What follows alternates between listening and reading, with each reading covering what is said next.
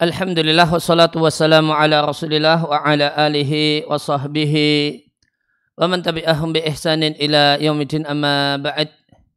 Kaum muslimin dan muslimah rahimani wa rahimakumullah, kembali kita lanjutkan membaca dan mentelaah Al-Wasail Al-Mufidah lil Hayati Sa'idah karya Syekh Abdurrahman Ibn Nasir As-Sa'di rahimallahu rahmatan wasi'ah, dengan penjelasan dari Syekh Shalih Al-Utsaimin hafizallahu taala wa wafaqahu. Qala al-musannif rahimallahu taala faslun wa min a'dhamil ilajati li amradil qalbi al-asabiyati, di antara terapi penting untuk berbagai macam penyakit hati al-asabiyah karena saraf, bal wa aidan demikian juga penyakit badan, adalah ketegaran hati dan tidak terganggunya hati dan tidak larut dalam emosi, lil auham, karena praduga-praduga dan khayalan-khayalan, imajinasi-imajinasi yang didatangkan oleh pikiran yang jelek, yang didatangkan oleh amarah, kemudian watasyawus dan gangguan, minal asbabil mu'limah, karena sebab-sebab yang menyakitkan. Maka siapa yang memprediksikan terjadinya hal yang tidak disukai dan hilangnya hal yang dicintai, maka prediksi tersebut akan menjerumuskan seseorang fil humum, dalam kegalauan, dalam keresahan, dan berbagai macam penyakit hati dan penyakit badan. Demikian juga mengalami al-inhiyar al-asabi. Asabi artinya saraf, inhiyar kehancuran. Kehancuran saraf. Inhiyar al-asabi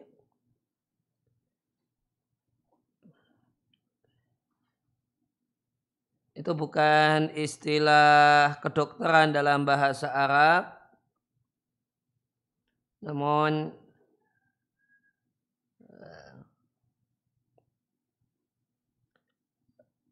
istilah ini digunakan secara berulang atau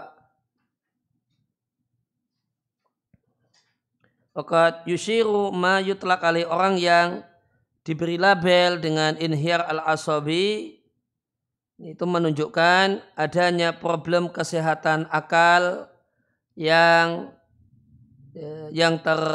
terkandung, tersembunyi dalam badannya, sehingga perlu mendapatkan perhatian khusus, semisal depresi dan kecemasan. Nah, nanti inhiyar al-asabi itu ya kurang lebihnya dari kecemasan yang berlebihan gitu. Yang ini memiliki pengaruh yang jelek yang bisa disaksikan oleh banyak orang, sisi bahayanya yang demikian banyak. Namun jika hati bersandar kepada Allah, tawakal kepadanya, dan tidak pasrah pada anggapan-anggapan yang tidak berdasar, tidak dikuasai oleh imajinasi-imajinasi yang jelek, dan yakin dengan Allah dan berharap karunia Allah, maka akan tercegah dari dirinya berbagai macam kegalauan dan keresahan. Hilang darinya banyak penyakit badan dan penyakit hati. Dan hati memiliki ketegaran, kelapangan, dan kegembiraan yang tidak mungkin diungkapkan. Betapa banyak berbagai macam rumah sakit dipenuhi orang yang sakit karena auham, karena prasangka-prasangka atau sejenis halusinasi dan khayalan-khayalan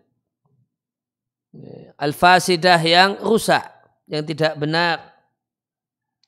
Dan betapa banyak perkara ini, auham wal khayalat, anggapan dan imajinasi yang tidak benar ini memberikan pengaruh pada hati banyak orang-orang yang kuat.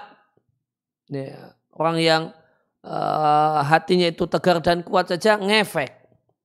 Fadlan lebih-lebih lagi orang yang lemah. Dan betapa banyak hal ini dikuasai oleh semacam halusinasi, bayangan-bayangan. Ini menyebabkan kedunguan bahkan jadi gila. Dan orang yang sehat adalah orang yang Allah berikan padanya kesehatan. Dan orang yang Allah berikan kemudahan untuk berjihad melawan dirinya sendiri. Untuk mendapatkan sebab-sebab yang manfaat, yang menguatkan ketegaran hati dan mencegah kecemasan hati. Sebagaimana firman Allah Ta'ala, wa may yatawakkal 'alallah fahuwa hasbuh. Siapa yang tawakal kepada Allah, maka Allah akan mencukupinya. Artinya Allah akan mencukupinya, melindunginya dari semua hal yang menyusahkan pikirannya berkenaan dengan masalah agama ataupun masalah dunia. Maka orang yang tawakal kepada Allah adalah orang yang memiliki ketegaran hati. Berbagai macam waham, anggapan-anggapan atau semisal halusinasi tidaklah memberikan pengaruh pada dirinya. Dan dia tidaklah terganggu oleh berbagai macam peristiwa.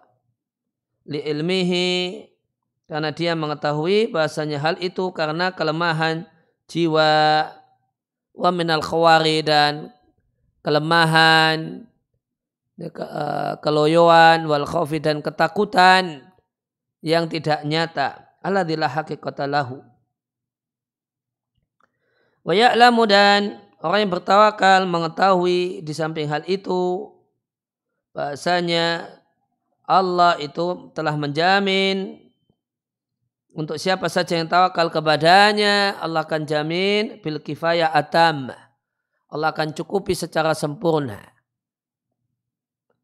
Sehingga orang yang bertawakal yakin dengan Allah, tenang dengan janji Allah, dan hilanglah kegalauannya dan kecemasannya. Dan bergantilah kesulitan menjadi kemudahan, kesedihan menjadi gembira, dan rasa takut dengan rasa aman. Kita mohon pada Allah Subhanahu wa Ta'ala agar Allah beri kesehatan dan Allah berikan karunia kepada kita berupa hati yang tegar dan hati yang kokoh. Dan dengan tawakal yang sempurna, ya, semoga Allah berikan pada kita tawakal yang sempurna yang Allah janjikan. Siapa yang memiliki tawakal sempurna akan mendapatkan segala kebaikan dan tercegah dari semua keburukan dan bahaya. Qala syari wa faqahullah, Musannif rahimallahu ta'ala di sini menyebutkan kiat ke-9 untuk meraih kebahagiaan hati, yaitu memiliki hati yang tegar dan tidak lemah.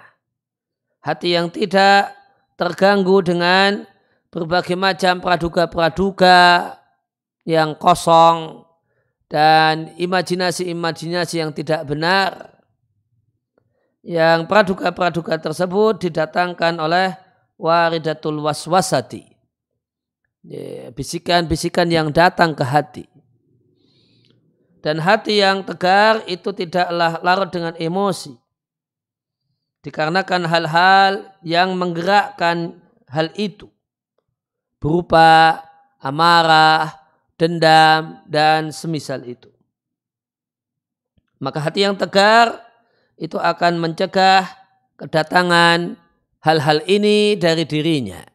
Dan jika hati itu hati yang tegar, kana fi dzalika sa'adatuhu, maka itulah kebahagiaan hati. Tentang pentingnya ketegaran hati, kuatnya hati telah diajarkan oleh Nabi SAW dalam hadis dari sahabat Abu Hurairah radhiallahu anhu yang diriwayatkan dalam Sahih Muslim. Bahasanya Nabi SAW bersabda, mukmin yang kuat lebih baik dan lebih Allah cintai dibandingkan mukmin yang lemah. Dan kekuatan mukmin yang paling hebat adalah kekuatan hatinya.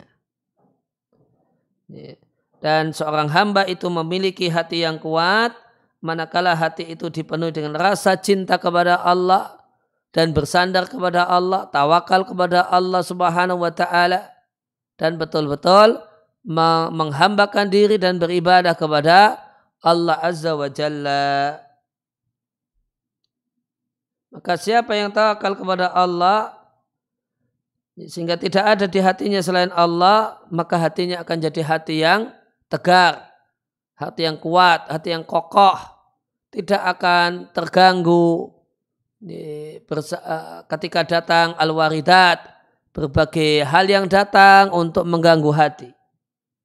Yakin dengan janji Allah, berbaik sangka kepada Allah Subhanahu wa taala sehingga hilanglah berbagai macam kegalauannya dan bergantilah rumumuhu, keresahannya atau kecemasannya, sehingga madarat itu berubah menjadi manfaat, kesulitan berubah menjadi kemudahan, dan kesedihan berubah menjadi kegembiraan. Maka inti di antara kiat supaya supaya hidup itu bahagia, memiliki hati yang kuat, hati yang mental yang kuat, bukan mental cengeng, namun mentalnya kuat, dan ini berasal dari hati yang kuat. Dan hati yang kuat adalah hati yang penuh dengan rasa cinta kepada Allah, tawakal kepada Allah, yakin dengan janji Allah, dan berbaik sangka dengan Allah Subhanahu wa taala.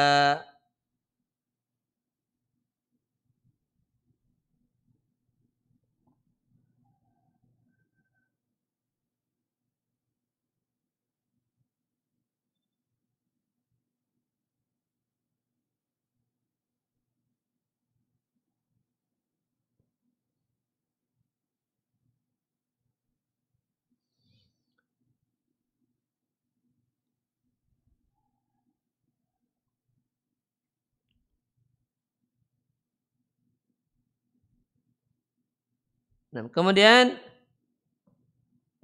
fasal selanjutnya atau fasal yang terakhir,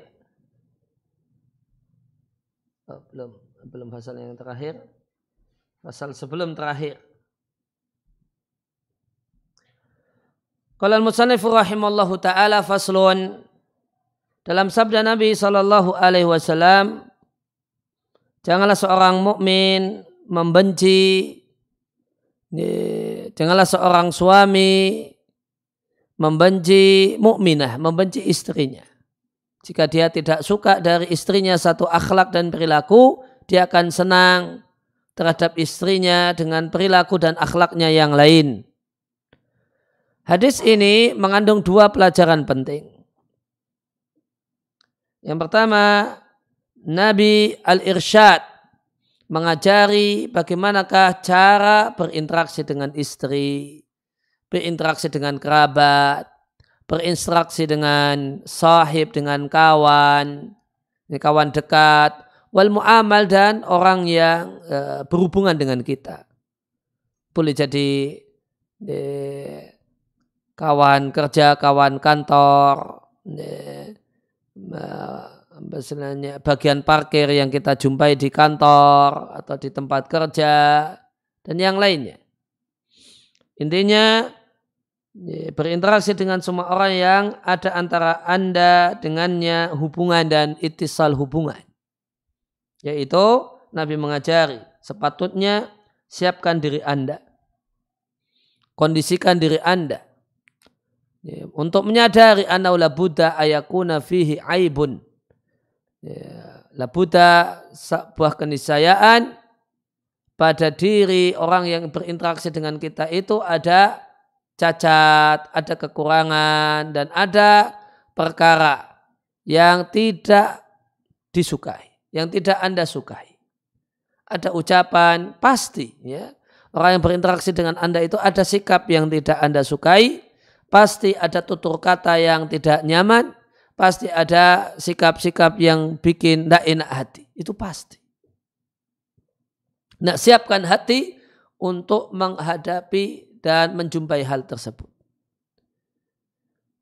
Dan jika Anda menjumpai hal tersebut, apa yang perlu dilakukan berdasarkan hadis ini? Bandingkan hal-hal yang tidak disukai tersebut dengan Ma yajibu alik, dengan apa yang menjadi kewajiban Anda, atau yang barilaka, atau hal yang sepatutnya Anda miliki berupa hubungan yang kuat dan awetnya rasa cinta.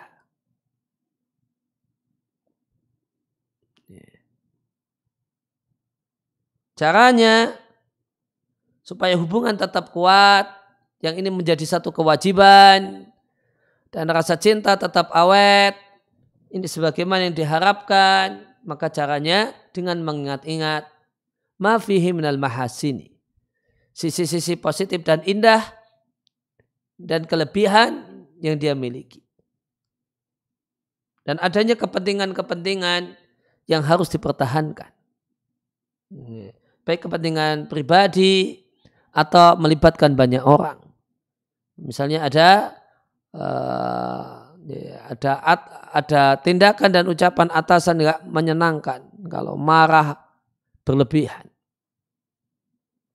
Maka Anda ingat, mau gimana lagi? Itu atasan saya punya kepentingan untuk tetap kerja di sini. Saya punya kepentingan untuk kerja di sini.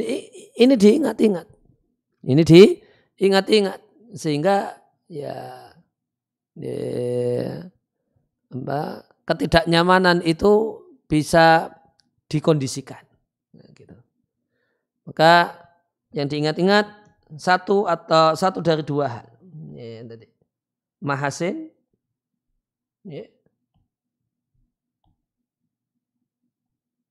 kelebihan atau kepentingan.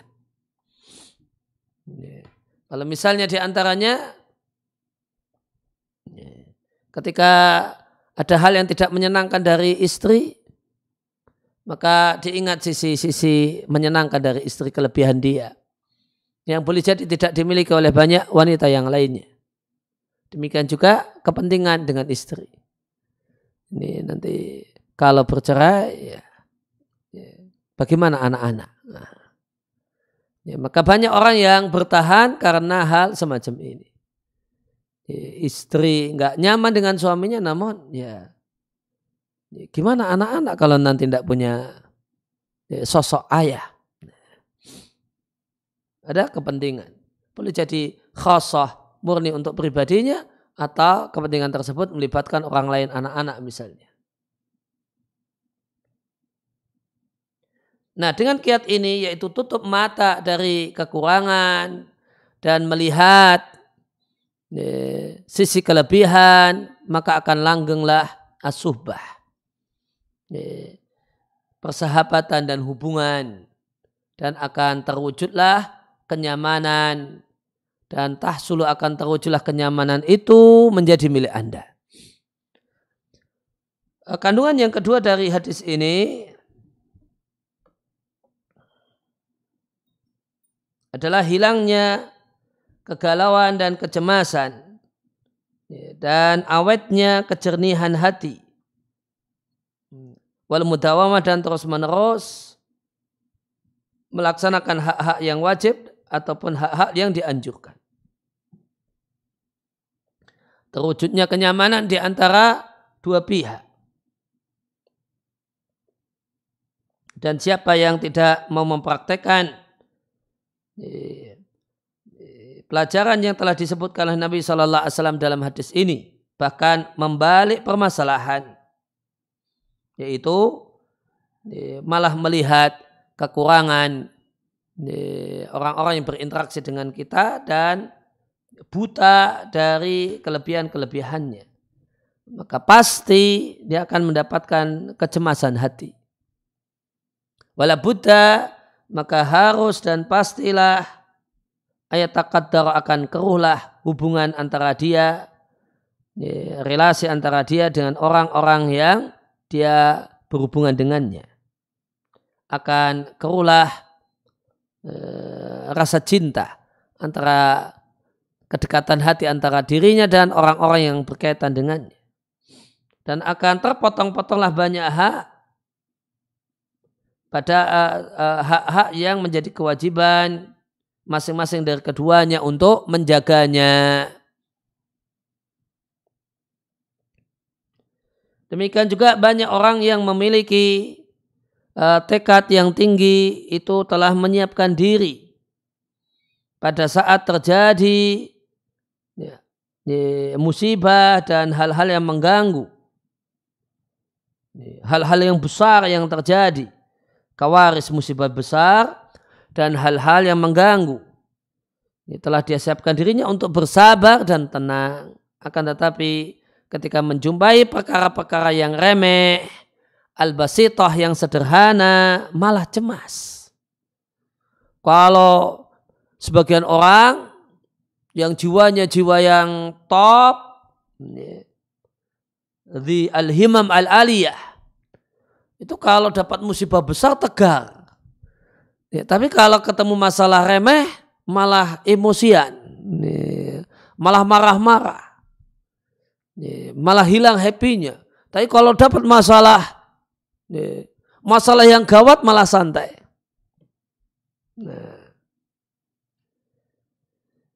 Yaqla'una, cemas dan jadi kerulah kejernihan hatinya. Kenapa ini terjadi? Wasababu fi hada, sebab hal ini adalah karena mereka siapkan dirinya untuk bersabar menghadapi masalah-masalah besar. Dan mereka biarkan dirinya tidak disiapkan ketika menghadapi masalah-masalah yang kecil. Akhirnya masalah-masalah kecil ini membahayakannya dan mempengaruhi kenyamanannya. Falhazimu, maka orang yang baik, orang yang ideal itu menyiapkan dirinya untuk menghadapi masalah yang sedikit dan masalah yang besar, masalah yang remeh dan masalah yang gawat.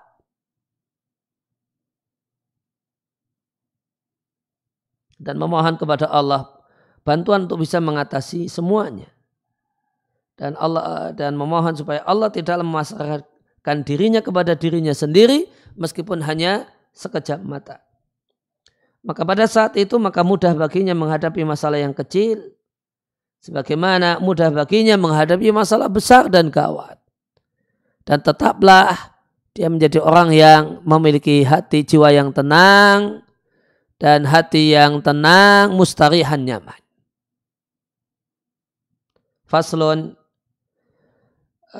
al-aqil, orang yang berakal menyadari bahasanya hidup yang sehat, yaitu hidup yang bahagia dan penuh ketenangan, itu sebentar sekali. Maka tidak sepatutnya baginya memperpendek hidup bahagia yang sudah pendek itu bilhami dengan kegalauan dan larut dengan hal-hal yang mengeruhkan hati dan perasaan. Karena hal itu yaitu kegalauan dan larut bersama hal-hal yang mengeruhkan hati itu kebalikan dari kehidupan yang sehat. Maka dia pelit dengan hidupnya.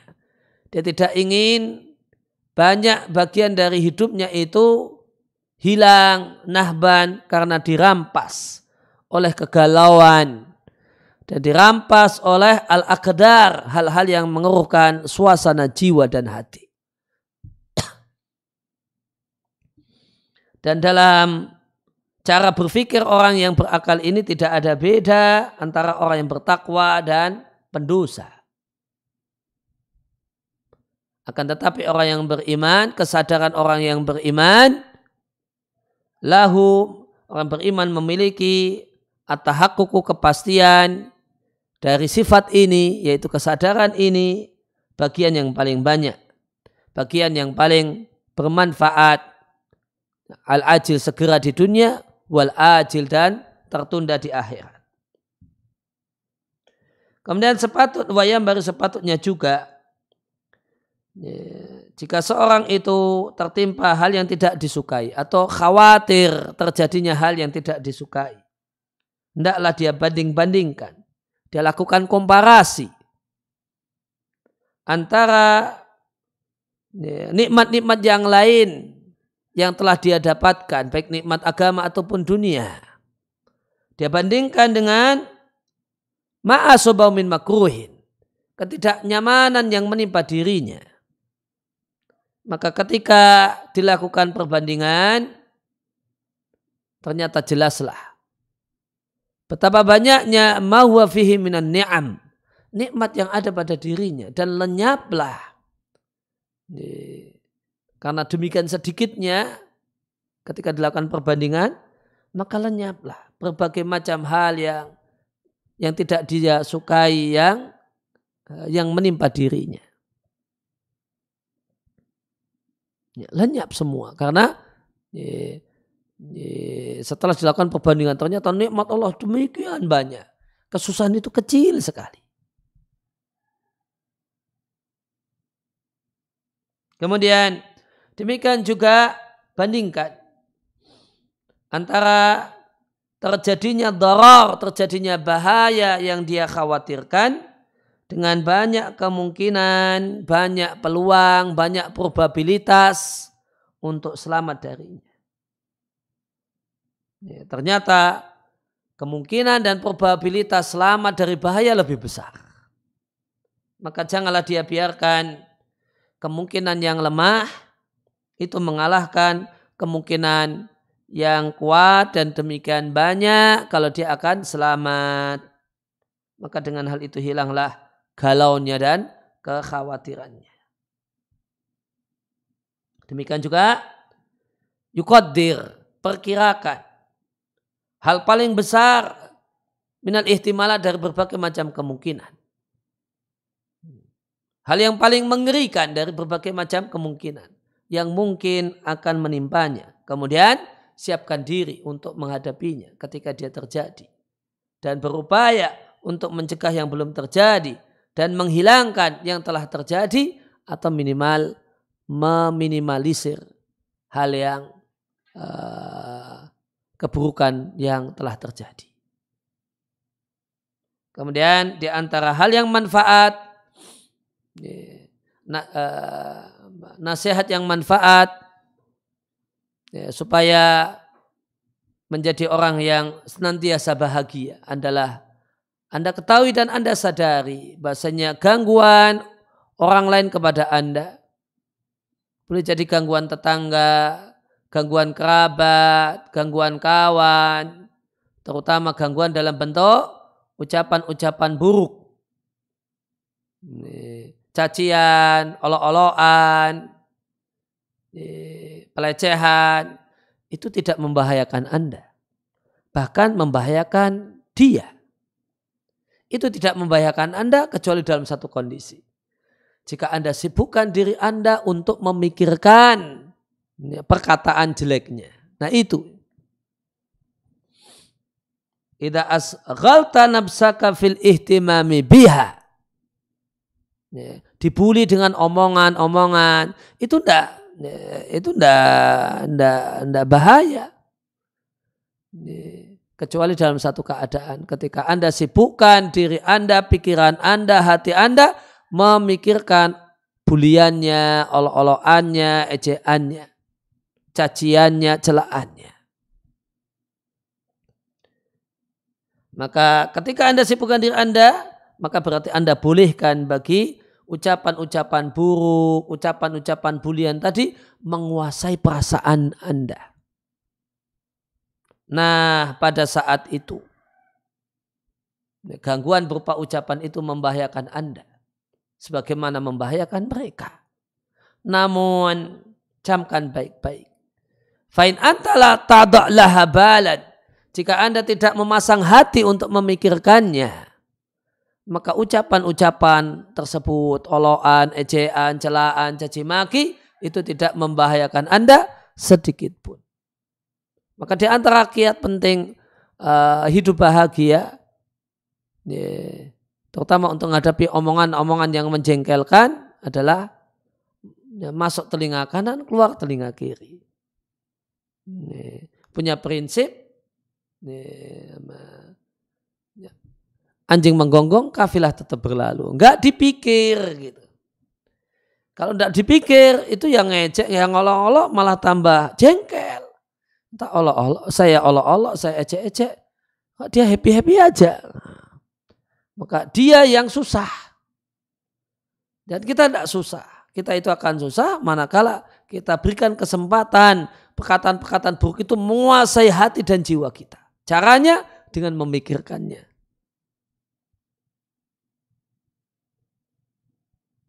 Kemudian ketahuilah bahasanya keadaan hidup Anda itu mengikuti pikiran Anda. Ya, kalau orang itu pikirannya pikiran positif, pikiran bahagia, ini saya bahagia. Dan jika orang itu pikirannya negatif, pikirannya pesimis, pikirannya saya itu menderita, saya itu tidak bisa, saya itu sengsara. Sengsara betul. Maka jika fa'inkanat, jika pikiran tersebut, pikiran Anda adalah pikiran tentang hal-hal yang bermanfaat bagi Anda, bagi diri Anda, manfaat agama ataupun dunia, maka yakinlah bahasanya kehidupan Anda adalah kehidupan yang menyenangkan dan bahagia. Wa illa jika tidak, maka kondisinya adalah kebalikannya. Ya, tergantung. Keadaan hidup ini tergantung pikiran. Kalau dibuat santai, dipandang positif, penuh optimis, baik sangka sama Allah, insya Allah happy, insya Allah bahagia. Namun jika pikirannya negatif, buruk sangka sama Allah, pesimis, kemudian mendoktrin diri sendiri, hidup saya itu ngenes, hidup saya itu susah, hidup saya itu berat, hidup saya itu sulit, ya sudah, itulah yang terjadi. Kemudian di antara kiat yang paling manfaat untuk mengusir kegalauan adalah siapkan diri untuk tidak meminta ucapan terima kasih atau balasan kecuali dari Allah.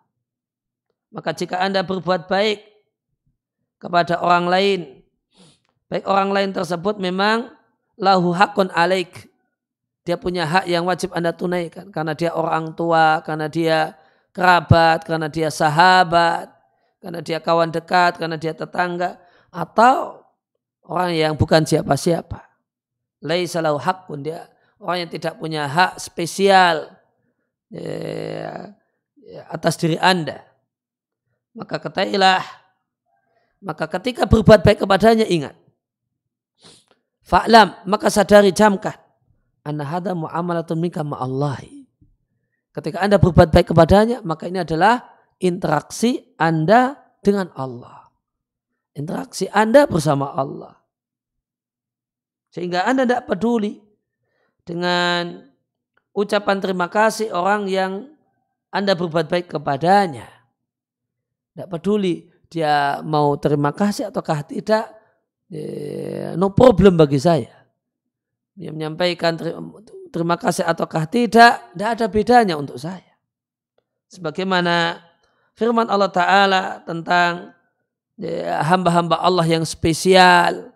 Allah katakan, innama nut'imukum liwajhillahi. Kami berakhlak mulia, kami menolong Anda dalam bentuk sedekah makanan ataupun yang lainnya karena wajah Allah. La nuridu minkum jazaa'a wala syukura. Kami tidaklah menginginkan dari kalian balasan atas kebaikan yang telah kami lakukan, tidak pula menginginkan ucapan terima kasih.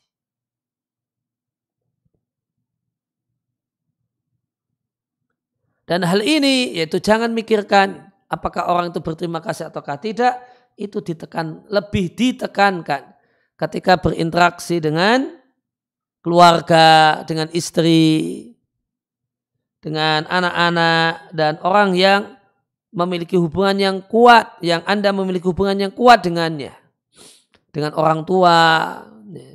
Maka anak bantu orang tua kok nggak ngomong terima kasih, matur nuwun, nah itu lebih disiapkan untuk tidak mendapatkan hal itu.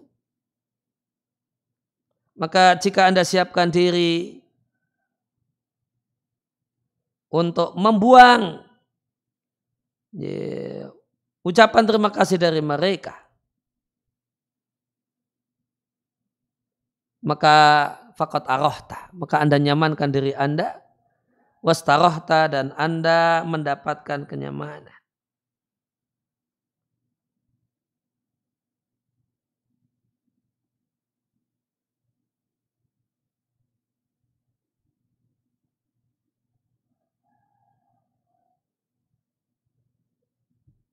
Kemudian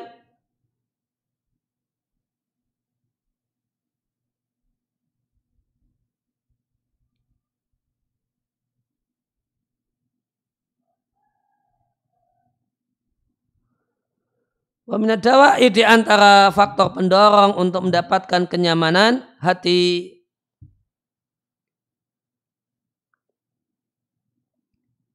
adalah akhdul fadaili, mengambil keutamaan wal amalu alaiha, dan beramal dengannya sesuai dengan dorongan kejiwaan tanpa takalub memaksa-maksakan diri yang itu menimbulkan kecemasan.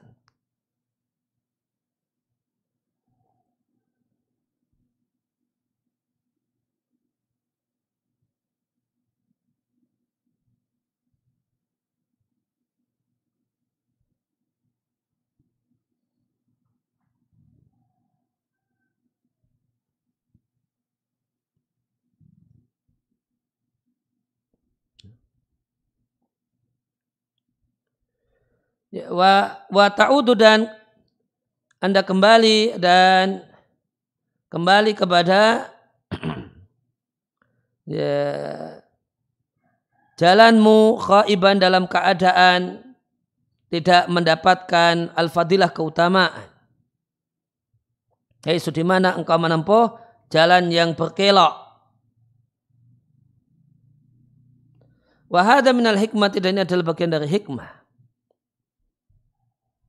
yaitu Anda ambil dari perkara-perkara yang bikin keruh, perkara-perkara yang jernih dan manis.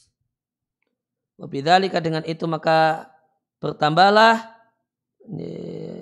kejernihan, kelezatan, dan hilanglah al-aqdar, hal-hal yang membuat keruh.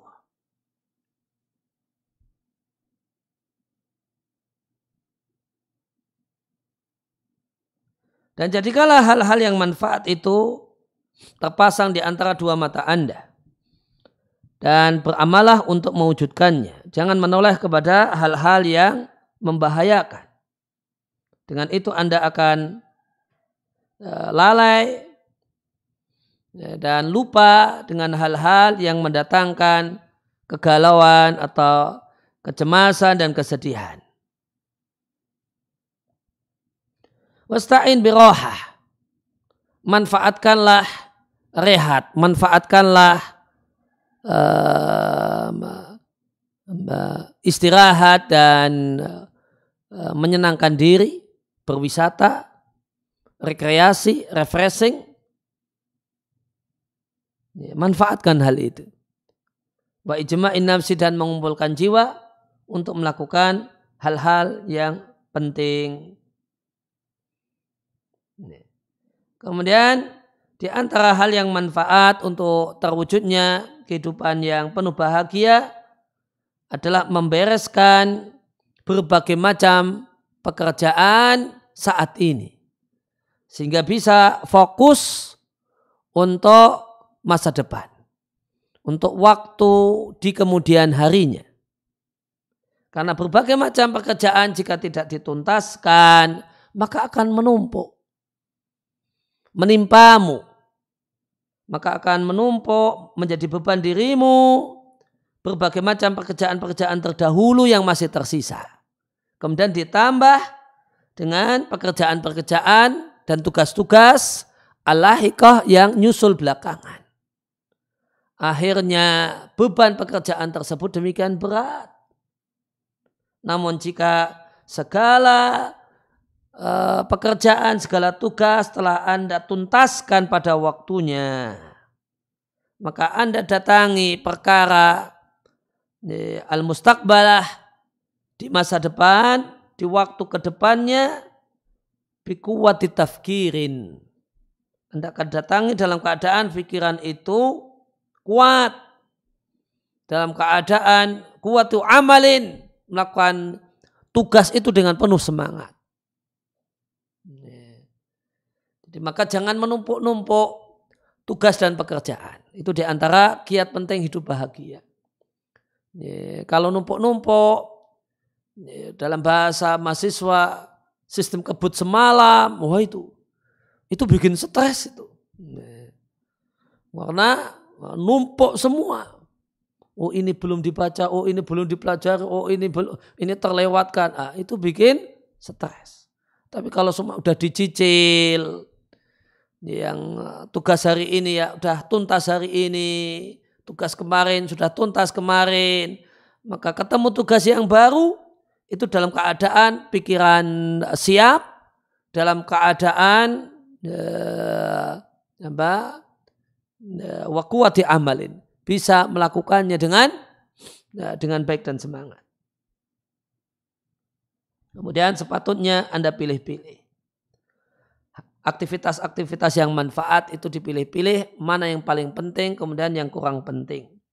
Kemudian bedakan antara yang menjadi kecondongan jiwa alias hobi dan kesukaan, watashtaddu dan luar biasa minat Anda padanya, dengan yang bukan. Karena kebalikan hobi, yaitu hal yang tidak disukai, itu akan menimbulkan asamah, kebosanan, wal malal, kejemuan, wal qadara, dan ini menyebabkan keruhnya hati, enggak nyamannya hati.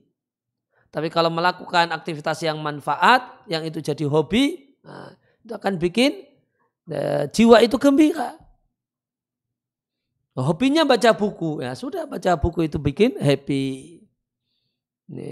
Happy-nya berkebun, maka berkebun, nanam ini dan itu bikin gembira. Wasta'in ala dzalika, dan mintalah tolong untuk bisa melakukan hal-hal yang manfaat dengan pikiran yang sehat dan musyawarah dan meminta saran kepada ahlinya. Maka tidak akan menyesal orang yang meminta saran. Pelajari apa yang ingin Anda lakukan secara darsan daqiqan, secara jeli, pelajari secara baik. Maka jika Anda bisa tahaqqaqatil maslahatu, pasti ini maslahat, pasti ini manfaat, dan Anda bertekad untuk melakukannya, sudah. Tawakal kepada Allah, sungguh Allah mencintai orang-orang yang bertawakal. Walhamdulillahi rabbil alamin, wassallallahu ala sayyidina Muhammadin. Ya, saya Ibnu Sa'di ala sayyidina Muhammadin. Ya, maka menggunakan sayyidina terutama di luar ibadah sholat, ya, itu longgar-longgar saja. Wassallallahu ala sayyidina Muhammadin wa ala alihi washabihi wasallam. Qala syarih wafaqahullah. Ya, setelah musannif rahimallahu ta'ala menyebutkan 9 kiat hidup penuh bahagia, maka beliau tutup bukunya ini dengan menyebutkan 10 kaidah bahagia. Yang pertama, ini berkenaan dengan hadis la yafruq mu'minun mu'minatan. Sepatutnya kita semua menyiapkan diri untuk menghadapi kenyataan bahasanya la budda, pastilah orang yang man yu'amiluhu minal khalqi, orang yang berinteraksi dengan kita itu punya kekurangan, itu punya aib, ya, dan punya kekurangan, dan melakukan perkara di sini ucapan, sikap, dan tindakan yang tidak disukai.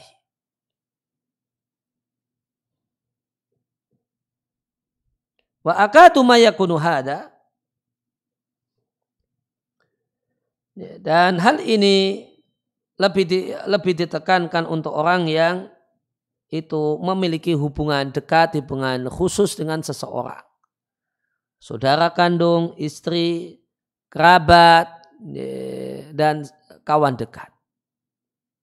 Maka jika kita menyadari bahasanya tidak ada orang, camkan ini, tidak ada orang yang selamat, terbebas dari kejelekan dan kekurangan. Maka kita itu berinteraksi dengan orang yang punya banyak kejelekan dan kekurangan. Camkan hal ini. Kita tidak berinteraksi dengan malaikat yang tidak punya kesalahan. Dan kita berinteraksi dengan manusia yang punya banyak kekurangan dan kejelekan. Maka kita akan berinteraksi dengan orang yang kita akan menjumpai darinya hal-hal yang menyebalkan. Ucapan yang menyebalkan, sikap yang menyebalkan. Kita akan berinteraksi dengan orang semacam itu. Fa'inau ingda dalik, maka pada saat itu ada kesadaran dan kesiapan ini, maka hal-hal tersebut tidaklah, hatinya tidaklah sibuk dengan hal itu. Dadanya tidak akan terasa sempit, bima atabihi min khotoin, karena kesalahan yang dia lakukan, dilakukan oleh orang itu berkaitan dengan hak kita. Karena kita memang sudah menyadari akan berhubungan dekat-dekat dengan orang yang pasti bikin sebel, pasti bikin jengkel, bikin emosi. Kita sudah siap. Sehingga ketika datang hal yang bikin sebel tadi akan bisa disikapi secara dewasa. Yang kedua,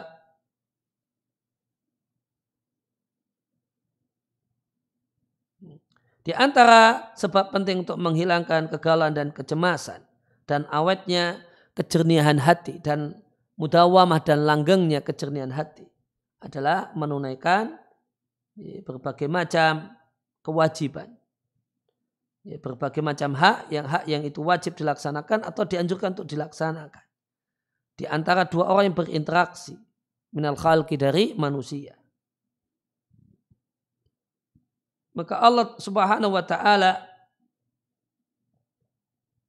telah mengkaitkan di antara manusia sejumlah hak yang wajib dan hak yang dianjurkan.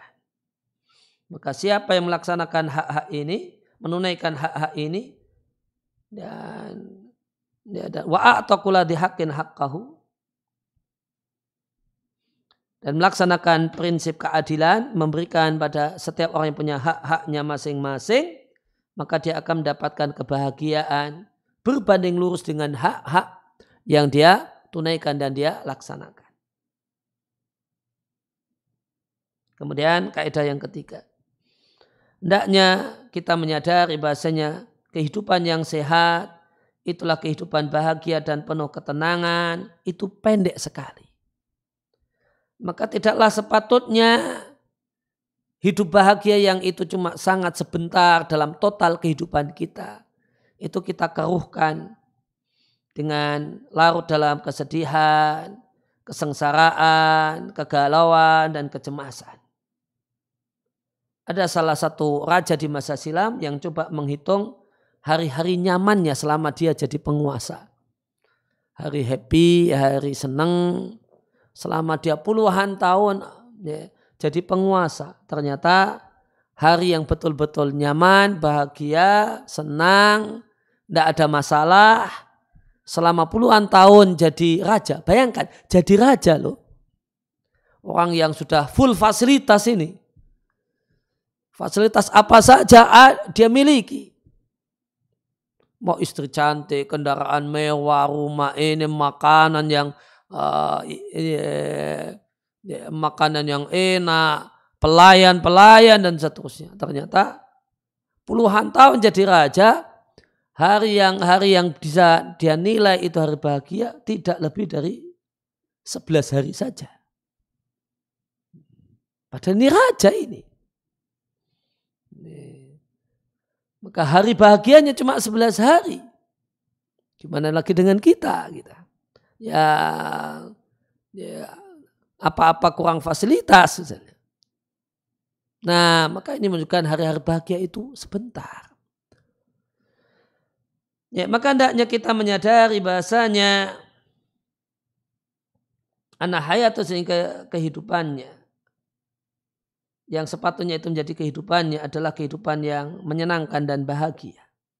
Maka adalah dia antusias untuk bisa mendapatkannya dan janganlah dia mengkeruhkannya dengan berbagai hal yang menodainya.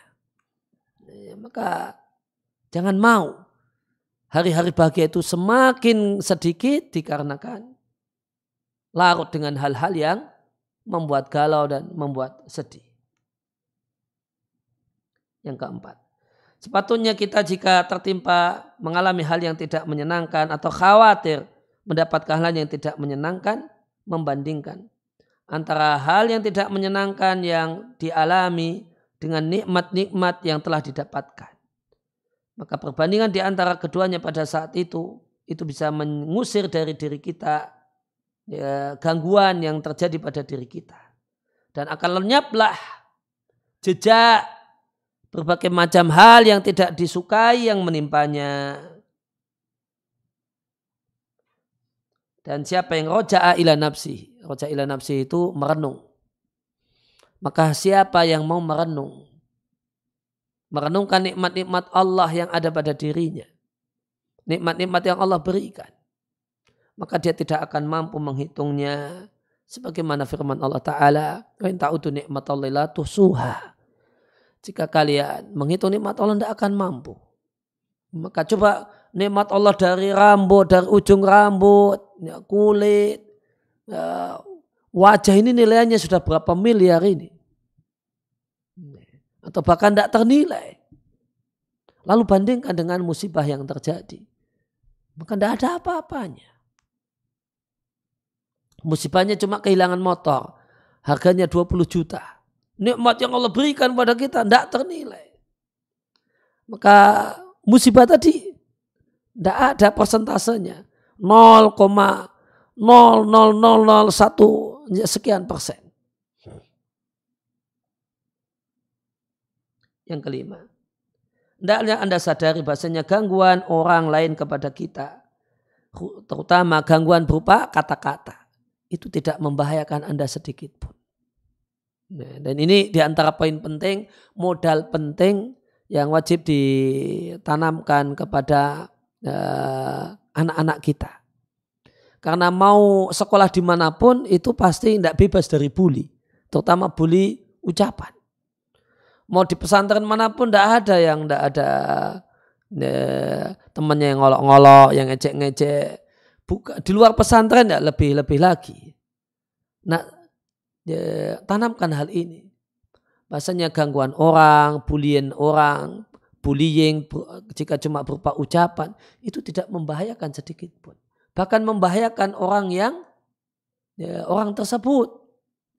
Sama sekali tidak bahaya kecuali jika Anda sibuk memikirkannya. Maka pada saat itu fa'ina maka gangguan berupa kata-kata yang jelek, gangguan berupa ucapan ingdadali pada saat dipikirkan. Nah itu ngefek di hati. Lantas akan mengganggu pikiran dan mengganggu dada.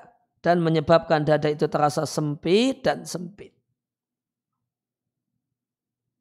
Sehingga sikap yang benar ma warodaka min hadal kalam. Perkataan-perkataan yang tertujukan kepada Anda.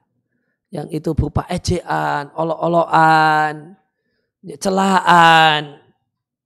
Maka kiat untuk bahagia adalah fa'arid anhu. Cuekin ucapan-ucapan itu. Masuk telinga kanan, keluarkan di telinga kiri. Sehingga kemudian tadi dia ngomong apa ya? Enggak tahu. Nah, kalau bisa demikian betul-betul bahagia. Maka jangan jadikan telinga Anda terbuka untuk menerima kata-kata yang mengganggu tersebut. Karena menyibukkan diri dengan mengingat-ingat manusia dan ucapan manusia itu adalah penyakit yang melemahkan perjalanan kita menuju Allah Subhanahu wa Ta'ala. Yang keenam, Anda sadari bahasanya keadaan hidup itu mengikuti pikiran kita. Maka jika pikiran seseorang itu hanya memikirkan hal-hal yang memberi manfaat untuk dirinya, maka yaitu pikiran positif, optimis, baik sangka kepada Allah, maka hidupnya adalah hidup yang menyenangkan dan hidup yang bahagia. Adapun jika pikirannya memikirkan hal yang tidak memberikan manfaat pada dirinya, maka hidupnya itu hidup yang sengsara dan celaka. Dan kaidah yang keenam ini berkenaan dengan hal yang telah disebutkan, yaitu menjaga pikiran.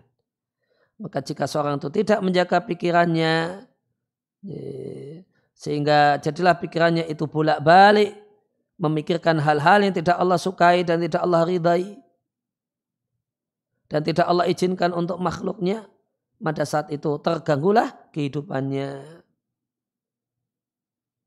Kemudian yang ketujuh, di antara kiat yang paling manfaat untuk mengusir kegalauan adalah menyiapkan diri, menyiapkan jiwa untuk tidak meminta kepada siapapun dari manusia ucapan terima kasih. Maka ingat, mayoritas orang itu tidak tahu terima kasih. Bahasa Arabnya kufur nikmat. Nah, ini realita. Mayoritas orang itu tidak pinter berterima kasih. Mayoritas manusia itu kufur nikmat, yang menutupi kebaikan yang sampai kepadanya, menolak untuk mengakui kebaikan yang dikirimkan kepadanya. Oleh karena itu, tanda orang yang betul-betul mengenal Allah, sebagaimana kata Syekhul Islam Ibnu Taimiyah, dia adalah yang pertama tidak menuntut dan tidak mencela, wala yughalib, dan tidak mengalahkan. Namun ya banyak mengalah. Ya tidak banyak menuntut, tidak banyak menyalah-nyalahkan, dan tidak banyak dan tidak yughalib memenangkan, namun lebih banyak mengalah. Maka tiga hal ini adalah sifat orang yang arif betul-betul mengenal Allah Subhanahu wa Ta'ala dan mengenal kehidupan. Maka sepatutnya jangan menunggu ucapan terima kasih dari siapapun. Namun lakukanlah hal yang baik, hal yang bermanfaat, hal yang berpahala untuk dilakukan. Niatkan untuk supaya dekat dengan Allah Subhanahu wa Ta'ala. Sebagaimana deskripsi orang-orang yang beramal karena Allah Subhanahu wa Ta'ala, yang merupakan hamba-hamba Allah yang istimewa, khawas, yang istimewa. Mereka berakhlak mulia, mereka orang yang peduli dengan sesama, berbuat baik kepada sesama, diantaranya dengan berbagi makanan. Padahal makanan itu sesuatu yang dia sukai dan dia butuhkan. Dia berikan pada orang miskin, anak yatim, dan orang kafir yang jadi tawanan kaum muslimin. Kemudian Allah sebutkan faktor pendorong yang mendorong mereka untuk peduli dan untuk semangat berbuat baik. Mereka katakan, innama nut'imukum liwajhillah. Kami berbagi makanan kepada kalian karena Allah. Kami tidak menginginkan dari kalian balasan, tidak pula ucapan terima kasih.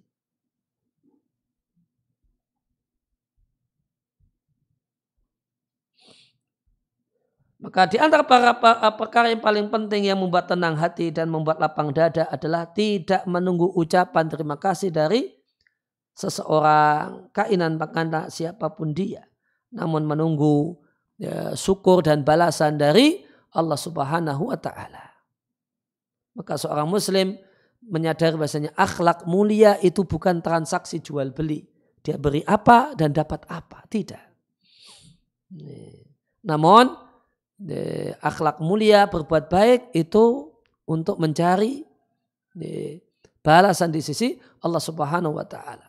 sehingga hatinya biasa-biasa saja. Orang yang dibaiki itu berterima kasih atau tidak berterima kasih. Namun tentu perlu didudukan, ini adalah nasihat dan pegangan untuk orang yang berbuat baik kepada orang lain. Adapun kita orang yang mendapatkan kebaikan, ketika kita di posisi orang yang mendapatkan kebaikan dari orang lain, maka hendaknya yang kita pegangi adalah kita punya kewajiban untuk berterima kasih kepada orang lain. Dengan memujinya, dengan mendoakannya, dengan mengatakan terima kasih kepadanya dan semoga Allah balas dengan yang lebih baik. Kemudian yang ke-8,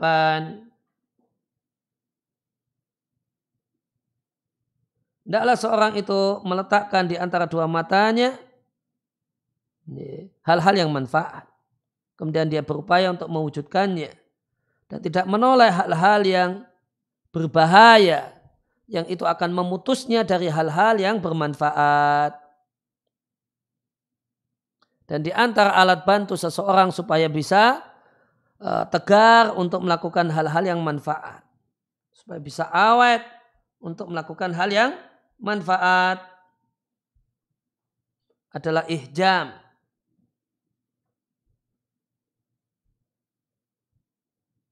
Ayujimma, ijmam ya.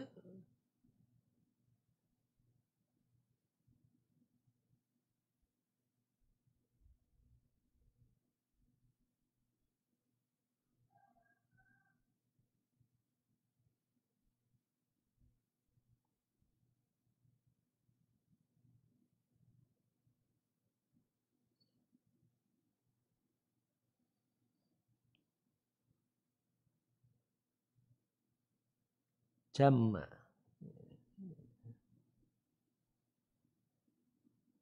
Sepertinya rekreasi. Jamma.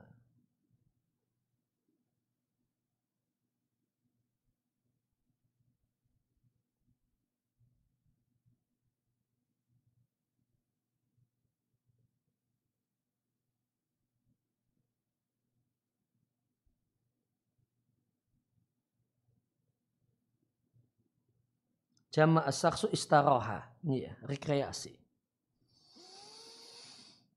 Ya, maka supaya seorang itu bisa stabil melakukan hal yang manfaat, stabil belajar, stabil kerja untuk cari yang halal secara bisa terus tetap semangat, adalah ayujimma nafsahu, memberikan rekreasi untuk jiwanya dan menyenangkannya dari waktu ke waktu. Ya, sudah lama ndak rekreasi, refreshing dulu.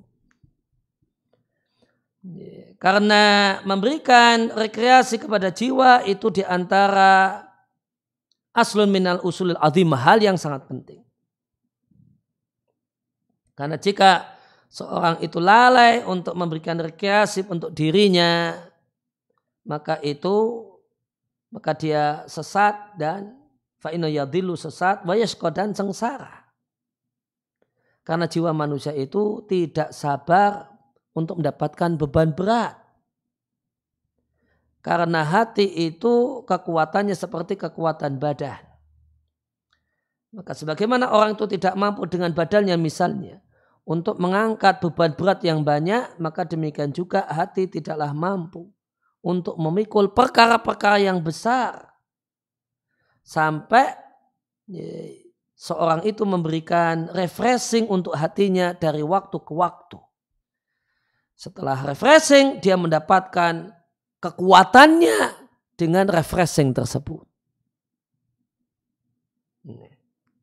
Namun satu hal yang patut untuk diingatkan, bahasanya anal ijmam, bahwasanya refreshing alladzi yasulun nafsi fihi naf'un, yang itu bisa memberikan manfaat bagi jiwa, adalah refreshing dengan hal-hal yang Allah izinkan secara syariat.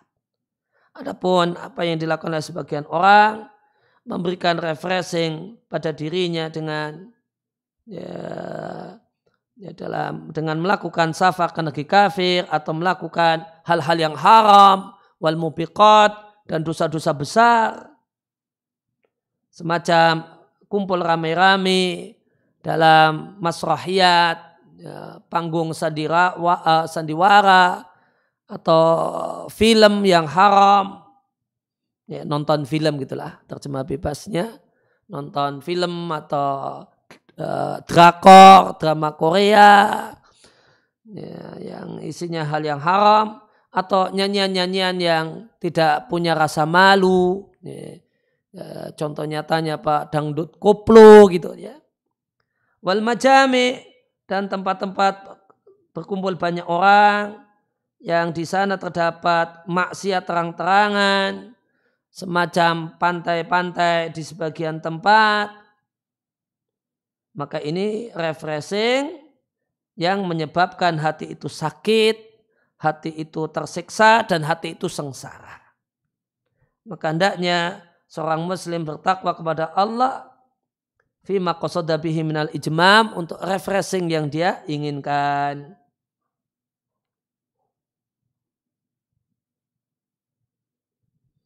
Kemudian kaidah yang ke-9, di antara hal yang manfaat untuk bisa mendapatkan bahagia adalah seorang itu menuntaskan pekerjaan dan tugasnya saat ini. Wala yakunu dzata taraddudin, sehingga dia tidak mengalami kebimbangan karena dia sudah fokus untuk melakukan aktivitas esok. Sebagaimana kata seorang penyair, jika Anda adalah seorang yang dzara'yin, punya pikiran yang matang, fakun dza azimatin, maka Anda seorang yang memiliki tekad yang kuat. Dan jeleknya pikiran adalah ketika Anda itu bimbang dan bingung. Karena orang yang bimbang itu akan demikian banyak padanya berbagai macam pekerjaan dan aktivitas. Dan dia tidak mampu menuntaskan sebagiannya.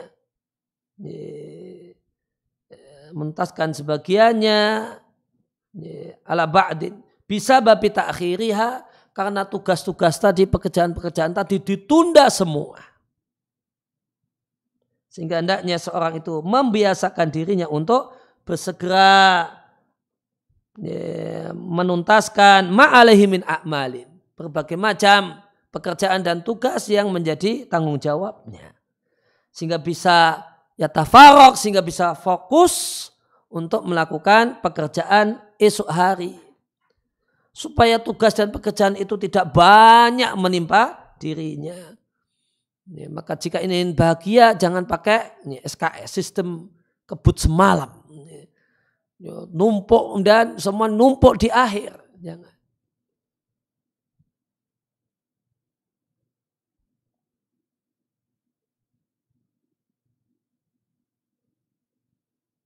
Ya, kemudian kaidah yang terakhir, yang ke-10, sepatutnya seorang itu memilih-milih dari berbagai macam aktivitas yang manfaat, maka dia pilih dahulukan yang paling penting, fal muhim, setelah itu yang kurang penting. Maka adalah dia mulai dengan perkara-perkara yang besar yang terwujud dengannya kebaikan dirinya.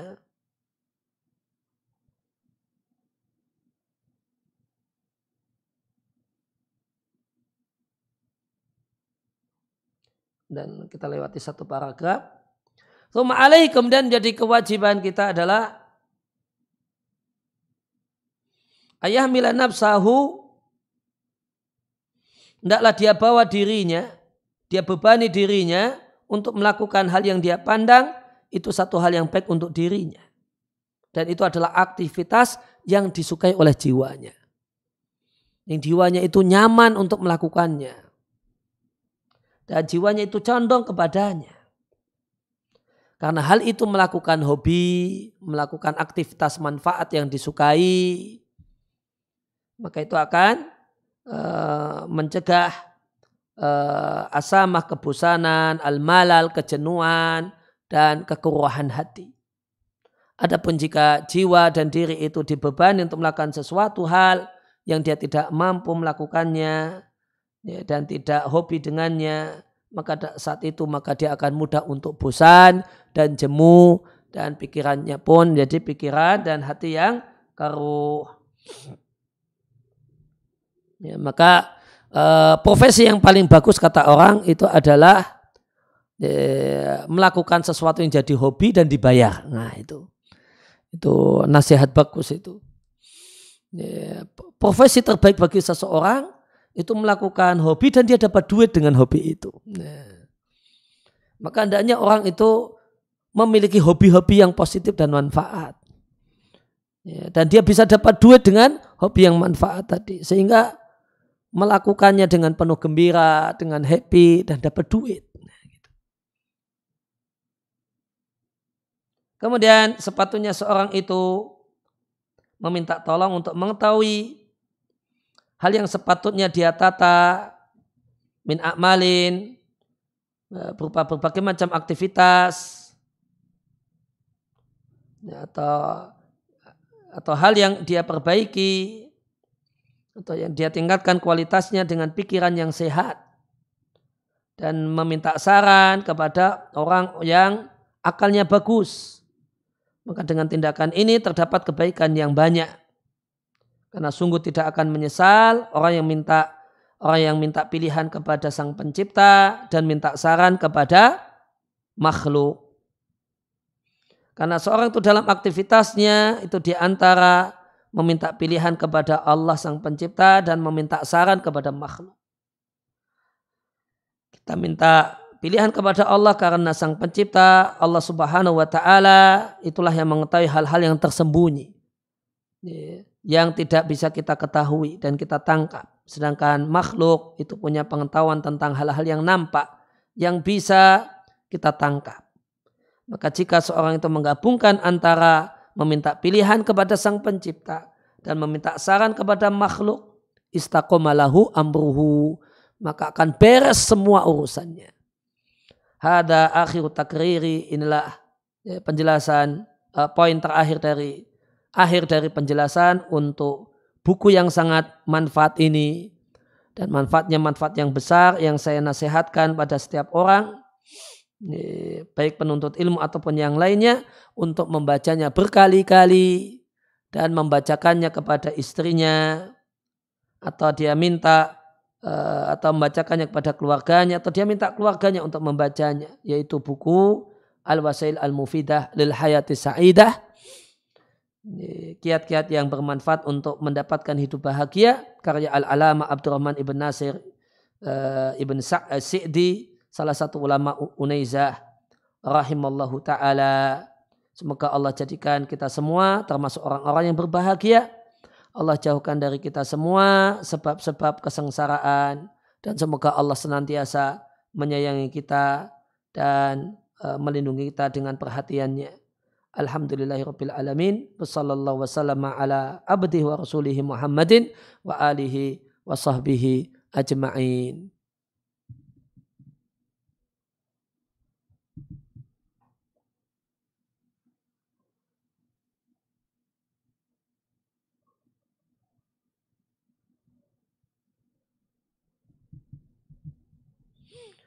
Terkait dengan sedekah yang langsung banyak dengan sedekah yang sedikit-sedikit, bagaimanakah hukumnya jika kita memilih sedekah yang sedikit-sedikit tetapi rutin setiap hari diniatkan untuk membantu orang dan menghindari doa laknat salah satu dari dua malaikat yang datang ketika waktu subuh?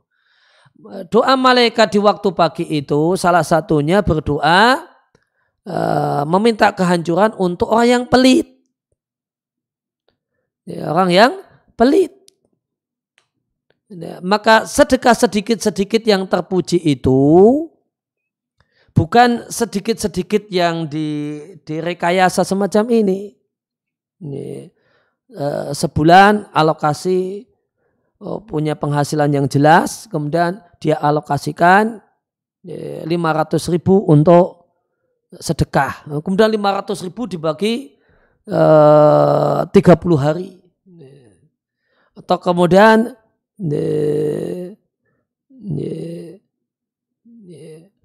kemudian kecil beda orang yang itu tidak kemudian bermanfaat,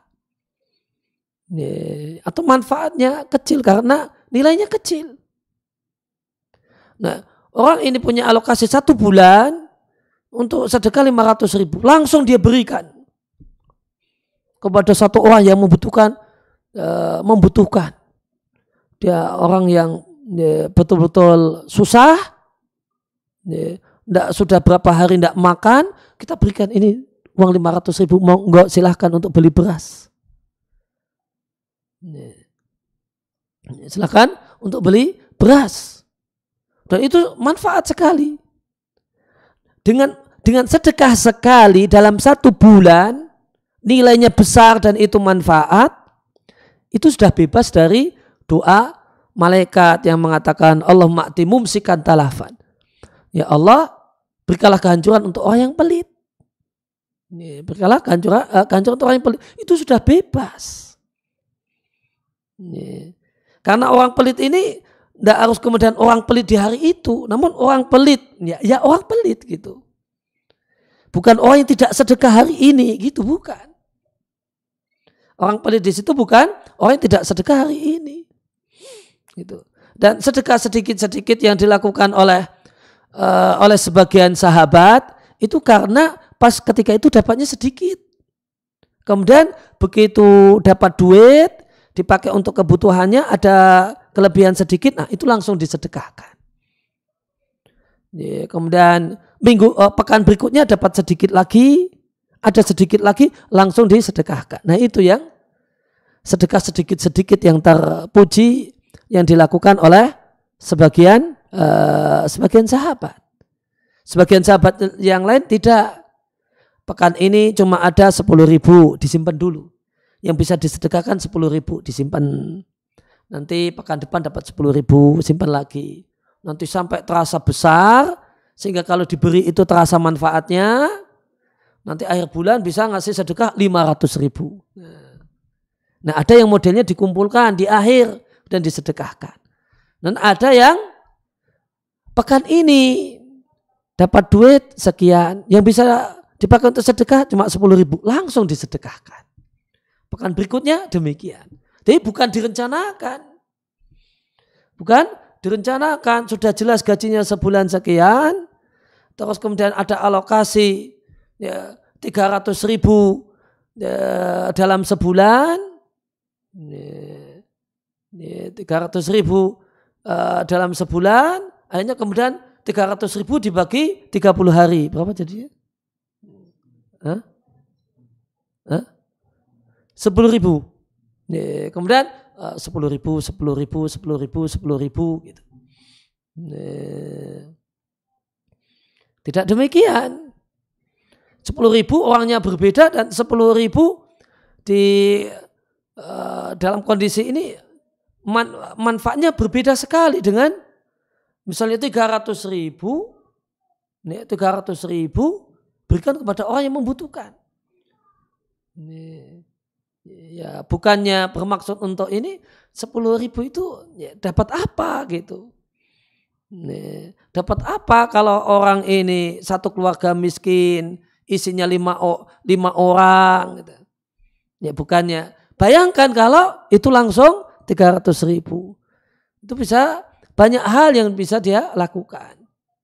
Ya, jadi perlu diluruskan bahasanya doa malaikat ya untuk kehancuran itu bukan maknanya untuk orang yang tidak sedekah hari itu, namun untuk orang yang pelit.